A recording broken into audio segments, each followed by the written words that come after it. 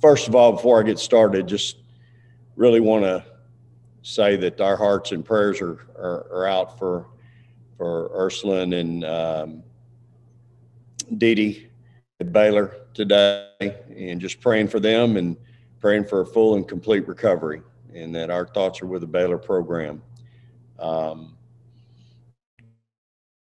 We're in coaching for our kids. I mean, we're in the kid business, and when you have something like that happen, I can't imagine not only what their teammates are going through, but their staff as well, and how much we all care deeply about our student athletes. So just want them to know that we're thinking about them here at Texas, and we're wishing them the very, very best. Appreciate everybody being here this morning. Excited about our team. Really encouraged by how hard they've been working here of late. We're getting better every day. We've had 3 really good workouts this week. It's different for our kids. It's unlike anything they've been through, I know, and I certainly understand that. And at the same time, I'm really proud at how they've adjusted. And my staff is doing a tremendous job, along with our student athletes. And it's baby steps for us right now, especially when you're trying to instill your philosophy, how you want to play, the discipline that you're going to need them to play with, what's acceptable and not acceptable.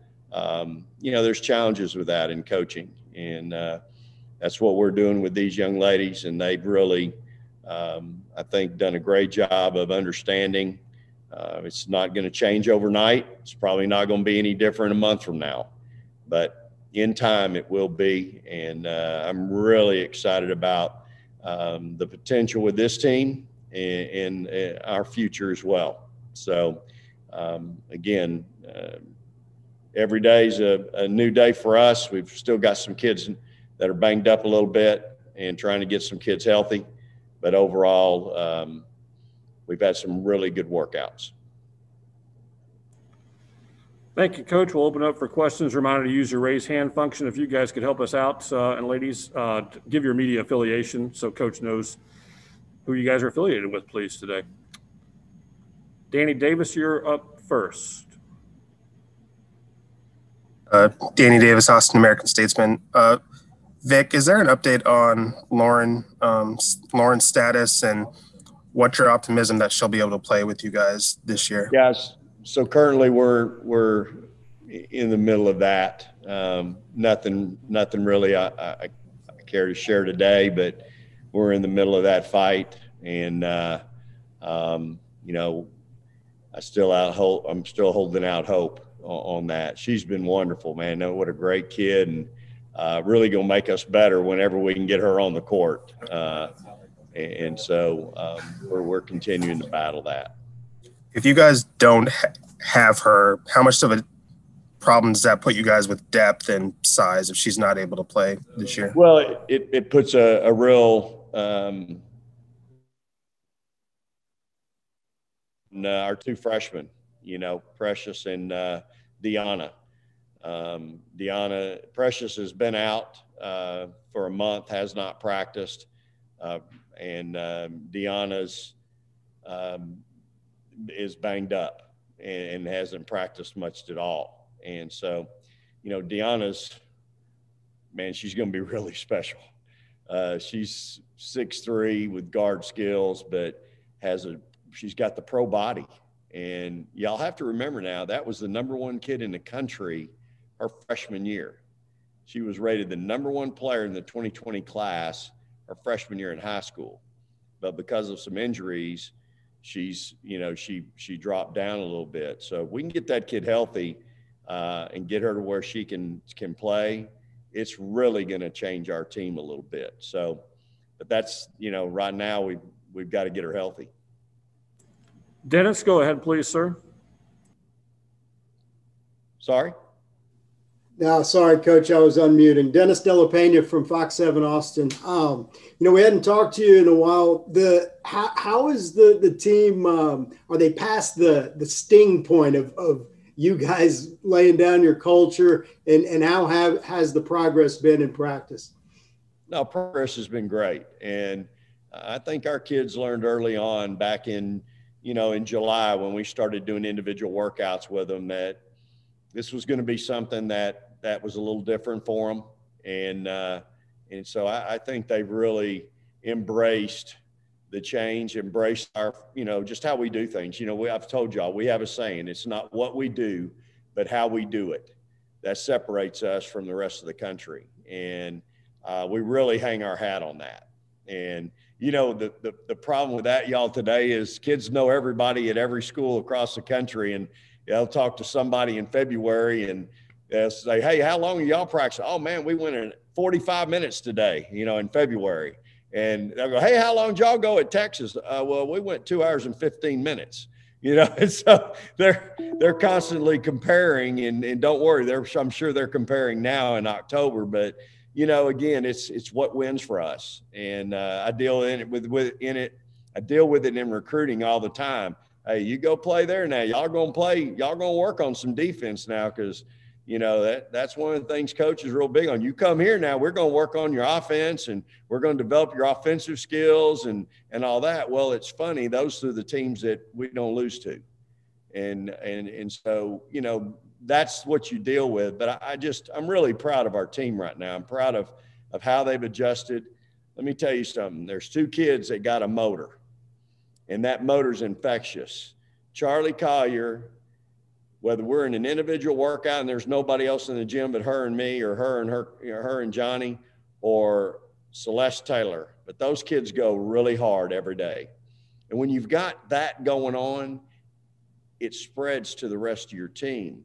I'll even praise my freshman, Ashley from California. Kid goes really hard and to exhaustion. And that's what you want kids to do. You want them to play to exhaustion. And she's probably been my biggest surprise, because I didn't recruit her. I didn't know a lot about her.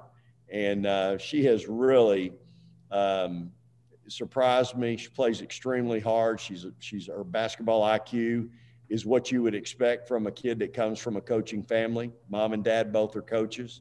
So, those are things that we see every day. And again, I think that permeates through your team when you have players like that.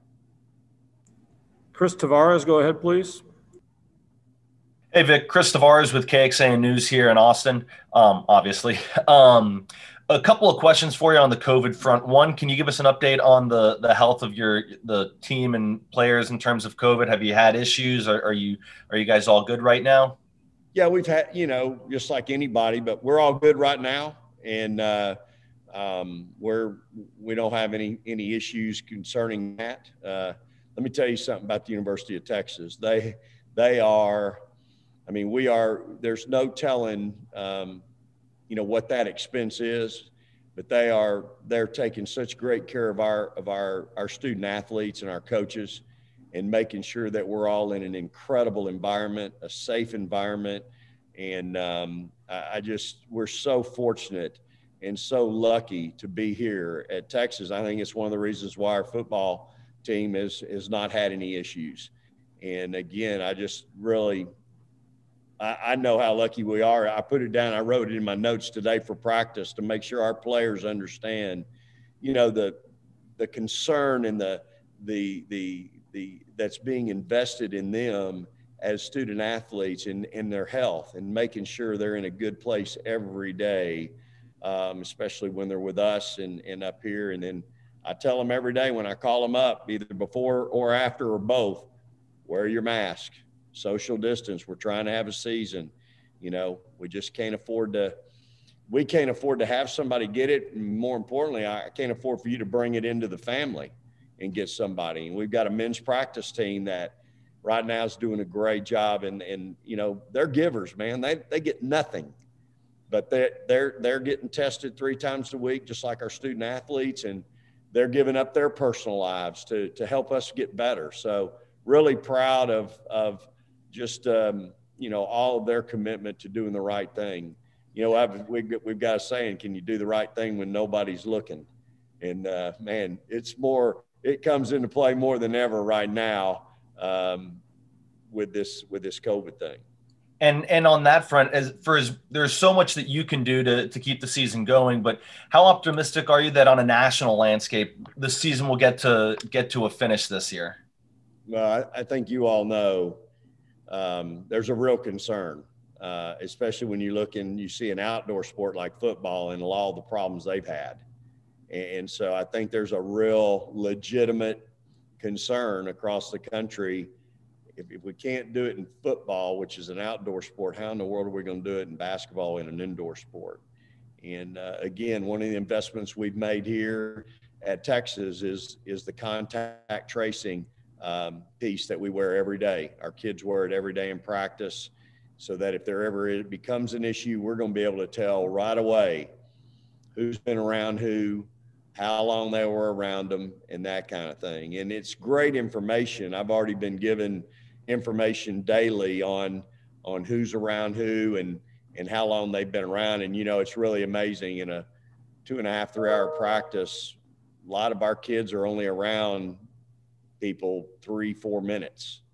So and of course our practices are different, man. We're moving and shaking, we don't have a lot of standing around. We don't, they get water when they can grab it, but we're moving from one drill to the next, usually a lot. So it's, again, appreciate everything that our university's doing to provide this incredibly safe environment for our staff, for our players, because it's necessary.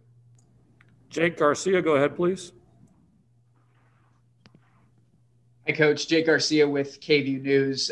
You taking this thing over in the middle of a pandemic, do you feel like at this point you've started to make up for some of the lost time, just in terms of you getting to know your players, them getting to know you, and then the culture you want to instill? I tell you what's really difficult.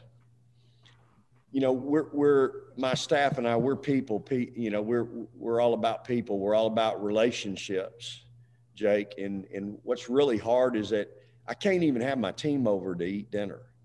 I like to cook, barbecues, my big deal. And, my team's all going, "Hey, Coach, we've heard you can grill, man. When are we coming to eat?" And I'm like, I can't get an approval. You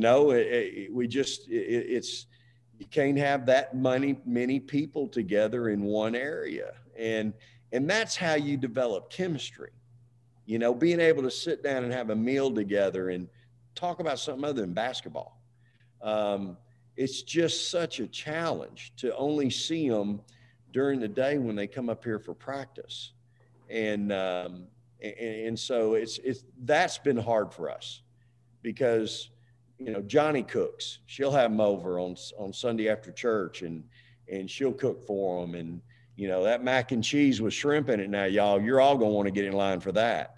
But it's just so difficult when you're not able to do these things that we do with our players off the floor to allow them a chance to see us in a different setting and allow us to see them in a different setting. So it's a real challenge, and it's very, very difficult right now for us. But, we've worked really hard at trying to find other ways to do that, spending time after practice, just sitting down and visiting, just trying to do anything we can to get to know them, personally. Because again, we're demanding and we don't apologize for that, y'all. But at the end of the day, man, we love these kids. We treat them like they're our own. A lot of the decisions we make for our team have parental instincts because we're all pretty many, me, Gianni, Deanna, we're all parents. And so those things come into play when we deal with our student athletes. So it's a challenge. I can't, there's no way around it. But as I've said all along, you're either looking at obstacles or limitations. I choose to look at this as obstacles, and there's a way around an obstacle, and that's the way we've looked at everything we've dealt with, is that we're going to find a way around these obstacles.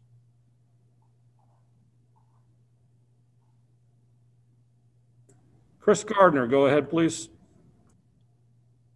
Thank you very much, Scott. Is there, Coach? I'm Chris Gardner of the Houston Round Ball Review. Can you hear me okay? You bet, Christopher. How you doing? I'm doing great, Coach. Good to see you again. You too. How much of a difference, if any, is there between Big 12 women's basketball and SEC women's basketball? Hey, all I did was jumped out of the frying pan and into the grease, Christopher. You know what I mean? It's, like I said the other day, we're going to go against Hall of Fame coaches. You're going against future WNBA players every night in this league. So much respect for the coaches and the players in this league. And again, every night's a rivalry game in my mind. It's just the way it is.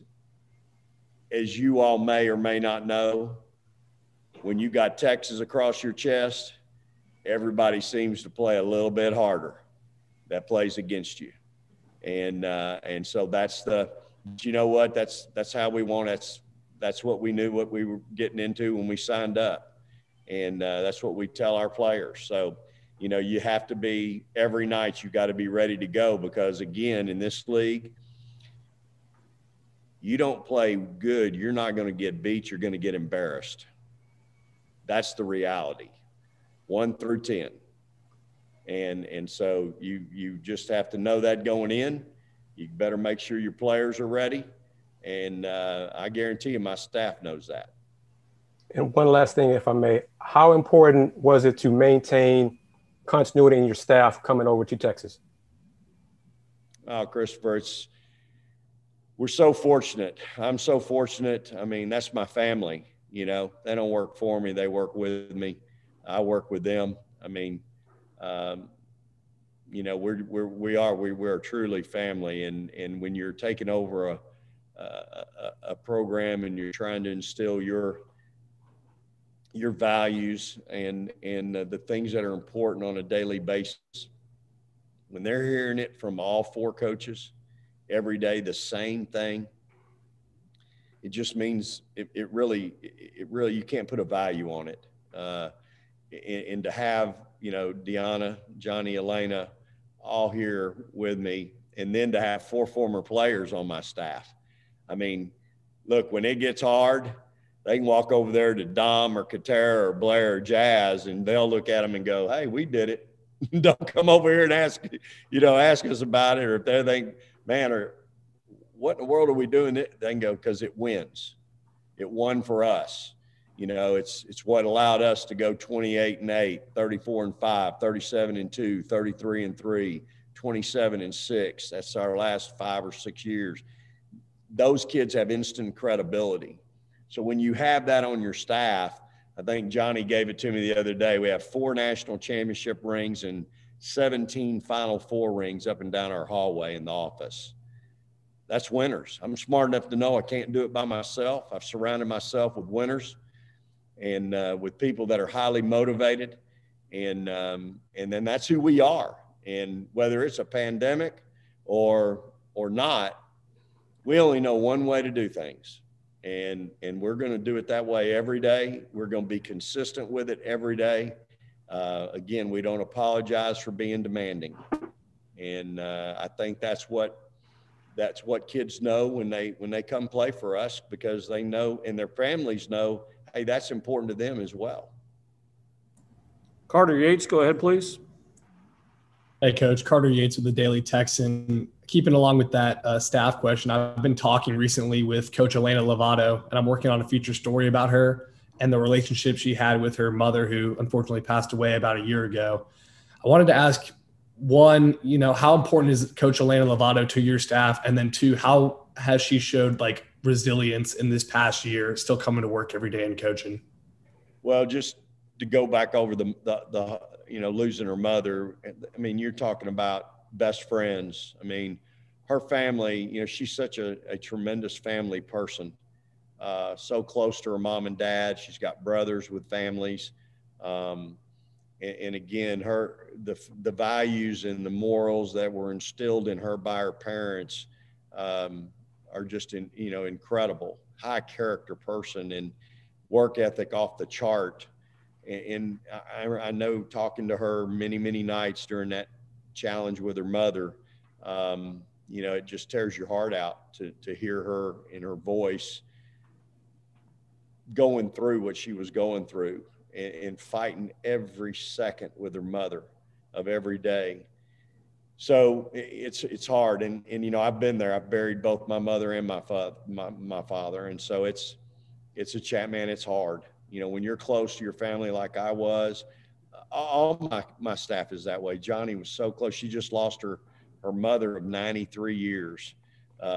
You know, lost her dad a few years back. You know, Deanna's so close with her mom. Her mom's down here quite a bit. So it's very difficult. And, you know, I know, you know, Elena, I know where she feels like mom is every day, you know, with her. And so just have a lot of respect for that and know, you know, that's the thing that makes her so special. And you're talking about somebody that is a recruiting guru. I mean, she is just a, you know, a fiend. She's constantly in tune with what's going on across the country. She's constantly in tune with what recruits are out there. You know, she hit me last night at 10 o'clock with somebody that entered the portal. And so she's really, really good at that. And one of the many things she's good at, as is all my staff, but that's kind of, you know, something. She takes the bull by the horn, so to speak.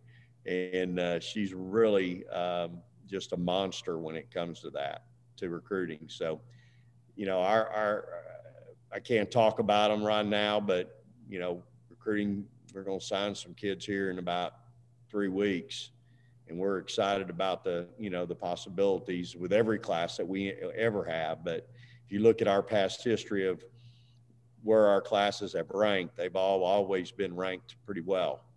And so, you know, Elena brings so much to the table, but that's one of the areas that's really her expertise and her specialty for sure. Getting a little short on time, but I've got 4 more hands raised, so we'll try to get to all 4 of you. Zach, go ahead, please. Hi again, Vic. Zach Boyer from The Athletic. In terms of her playing defensively, Charlie Collier is learning so much more from you and Johnny and the rest of the coaching staff about how she can play within your framework. And given what her ceiling can be and what she means to what you guys want to accomplish this season, where do you evaluate her defensive preparedness and even her growth in that phase? Yeah, it's coming. You know, she's getting better. I think the thing you have to be concerned with is, you know, right now, because of our depth, you know, I don't need her over there sitting on the bench with me too many minutes a game because she's in foul trouble. And so, you know, that's why I spend the time every day teaching her the importance of being in the right place at the right time defensively and just understanding that whole concept because it's really important. She's going to have to be a good helper for us.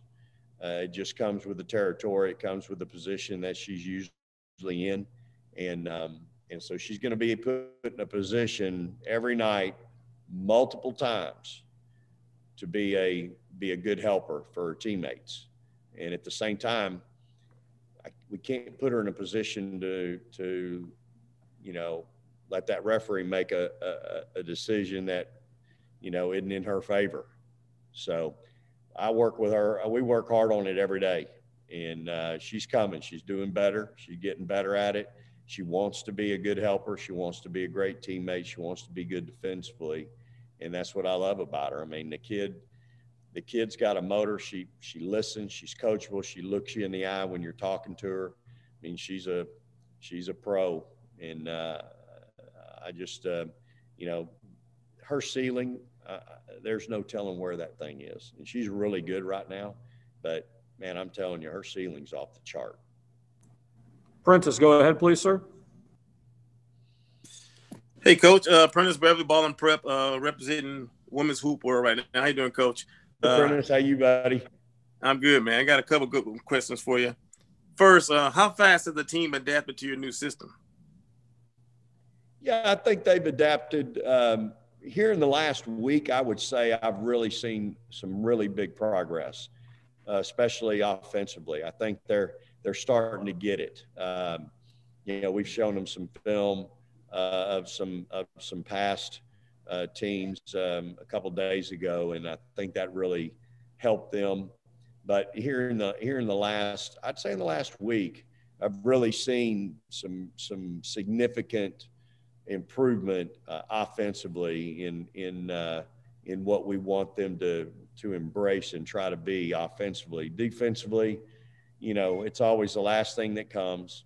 That defensive chemistry is always it's the last thing, and it's going to be a work in progress. We're not going to be there in a month. We're not going to be there in 3 months, but I think we'll eventually become a good defensive team. We certainly have, I think, the student athletes that can play the way we want to play. Again, we're going to have some depth issues, which might limit somewhat of how we like to play. You know, 40 minutes, 94 feet of pressure defense. That's what we want to get to, but it's just going to depend on where our depth develops and where we can get to with that. Okay. And lastly, what's your overall outlook for this year? I'm super excited. I mean, I think you can tell I'm excited about my team. I love these kids. I just, you know, they work extremely hard. They're just great kids. You know, guys, I believe, and ladies, I believe God put you places where you're wanted and needed, and in His timing. And I believe you know, this is a place where we need to be. I think these kids are, they're hungry. I think they want to win, and I'm excited about them. You know, we can just get a couple of breaks on some where we're banged up right now. You know, we'll have a chance to be okay. Terry Middleton, go ahead, please, sir. Coach, good afternoon. Terry Middleton with Horns Illustrated. First, I wanted to tell you I appreciate that tweet you sent out to the Baylor players this morning. I saw that, so thank you. But here's the question. So in a season in which many programs are, you know, preferring to play very short non-conference schedules, 3 or 4 games, right? You know, the Longhorns are going to play 7. What was the driving force behind that many non-conference games? And how do you feel that might give you and the team an advantage to the early start to conference play? Well, I think the driving force was the administrators in the Big 12 and the doctors, the medical staffs at each university that could provide the valuable information needed to feel good about it. I can tell you, our medical people are incredible. I mean, if they're two better people than Bray and Allen, I'd like to know who they are. Those two are off the chart in my mind, and they're constantly staying up to date. This thing changes, y'all, by the minutes and hours, and those two are constantly staying updated, and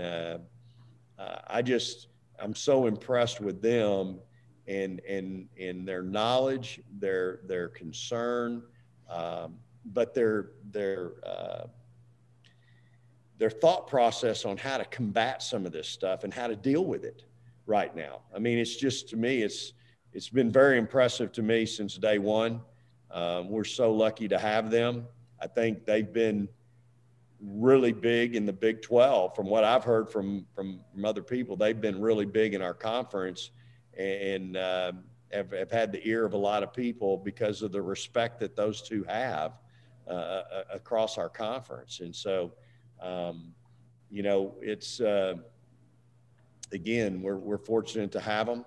And, you know, playing 7 non-conference games, not starting until the 25th. Look, I'm a proponent of the old days where we don't start playing till Thanksgiving. This is how we used to do it, y'all. I mean, most of y'all don't know that because you're too young, but in the old days, till Thanksgiving, that used to be our first play day, and you could play 27 games. And this is what I'm really a proponent of, is not playing until this week of Thanksgiving. You know, moving our practice back to the 15th of October, which is when we used to have our first practice. So, what we've turned this into is a 12-month-a-year sport, and you have to be careful. If you're not careful, you can wear people out, and so so I'm excited about having that opportunity. I don't know what kind of advantage or disadvantage it'll give us. It won't give us any advantage if we get teams sick, and you have to sit out for 14 days. I mean, that's a long time, y'all. And that's 14 days of doing nothing. Well, let me ask you this as a follow-on. With the season opener getting close, with less than a month away, what are some of the main things you've been emphasizing in practice with the team? Yeah, so the biggest thing I emphasize is, again, I try to give my kids weekends off, because once we get into the season, you're playing either Saturday or Sunday. And man, I hate playing on Sundays, y'all. Like, I just came from a league and I called it the Heathen League, because you played on Thursdays and Sundays, and I hated it. We get a lot of kids that like to go to church. I want to be in church. My staff wants to go to church. And you look across the country and you see the problems of the world, and,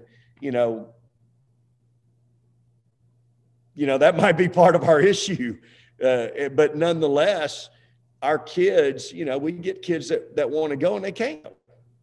And so I try to give our kids weekends off right now, because, once we get into January and February, you're going to be playing on a Saturday and traveling, or if you're on TV, which we are, and I've already seen, I think we're playing on, I got the schedule the other day and I saw we are playing 3 Sundays. I'm like, I thought I got out of that, but we're having to play on Sunday, and I get it. I completely understand. A lot of it's for TV, and that's fine. But at the end of the day, right now we're going 5 days a week. I give them Saturday and Sunday to recover, treatment.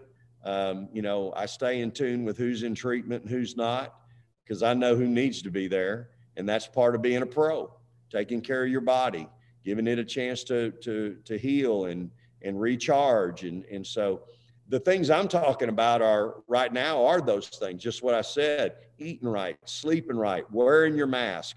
We're getting closer to the season. We don't need any hiccups. We're not going home for the weekend. We're not going over to another university visiting friends. We are here. We are staying in our big bubble.